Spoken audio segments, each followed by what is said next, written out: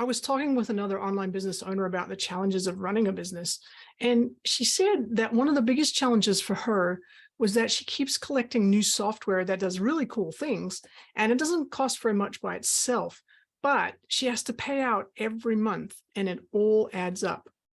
And I knew what she meant because we typically start out as new business owners trying to do things as cheaply as possible.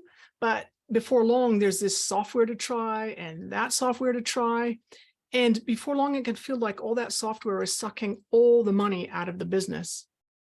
Welcome to the Online Business Launchpad podcast. I'm your host, Trudy Rankin. Now, keeping software costs under control is one of the best ways I know of to keep your business expenses down. So today, I thought that I would share with you the simple three-step system I use to manage my software stack, which AKA is all the software that I use to keep my business running, work with clients, and save myself time. Now, the first step is to write down what software you have, what it's for, when you bought it, and whether you're paying on a monthly or yearly basis for it. Now, you can do this with a spreadsheet or a table or Trello or whatever you use to track information. I personally use a Google Sheet, and it's part of a bigger cash flow planning spreadsheet that I use. Now, knowing when I need to make chunky payments for software I absolutely have to have is crucial. Some of the software that I use costs over $1,000 a year. So knowing when I have to pay means I can budget for it and make the payment without breaking my bank account, because $1,000 is not chicken feed. Now, the second step in my simple three-step system is to go through the list of software every 3 to 6 months and ask yourself, am I using this software right now? And if you aren't using it right now, then you need to ask yourself another question, and that's whether you're going to be needing it in the next little while. And of course, next little while is about as long as a piece of string. It depends on your business and kind of where you're heading with your business. But if the answer is no, you're not going to be using it in the next little while, then I highly recommend that you cancel your subscription and then see if they'll refund you for the part of the year that you haven't used yet. Now, if the answer is yes, you are using it, then ask yourself whether you're using that piece of software to the full extent that you could. Are you getting the best value out of it? If you have two types of software, could you make better use of one of them and get rid of the other one?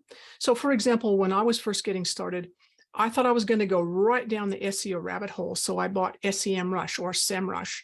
Now, it was a lot of money. And at the end of the year, I realized that I wasn't even using 1/10 of what it could do. And for what I did need to do, Google's keyword planner worked great, and it's free. So it was a very simple decision and a really big relief to cut that $2,000 cost out of my annual software budget. Now, another thing you can do, or you should do as part of step 2, is to do a bit of research to see whether you could save money by moving from a monthly payment schedule to an annual plan. Now, sometimes you can save quite a bit of money that way. It does mean you need more cash up front, but over the long term, it will save you money. Now, the third step is to think about whether you should be increasing the size of your plan. Now, that may be a little bit counterintuitive, but ask yourself this. Are you artificially restraining your ability to grow because you're worried about cash flow or overspending? For example, if you're not able to set up automations because you're on a free or basic level for your email service provider, then even though you're not spending money, you're still paying for that with your precious time, which is priceless. You're never going to get that time back. And it would be better to actually pay a little bit more each month or year and use the extra time you save to go out and find more clients. So that's a really quick overview of how I manage the spend on software for my business. I have a register I use to keep track of what I have and how much I pay for it and when I need to pay for it. And I regularly do an audit of my software to make sure that I am using what I have. And I check in every now and again to make sure that I'm not being so careful with my money that I'm cutting off my nose to spite my face. So the goal is to have just the right amount of software so you can do exactly what you need to do to keep your business running smoothly, serve your clients and customers well, and give you time to breathe. Now, I hope that's been helpful. If you don't already have a list or register of the software, of what software you're using, definitely go put one together as soon as possible. It'll probably take about an hour or so to pull together, but it will be time well spent. And if you'd like a template copy of the spreadsheet I use, you can go to onlinebusinessliftoff.com/software-register.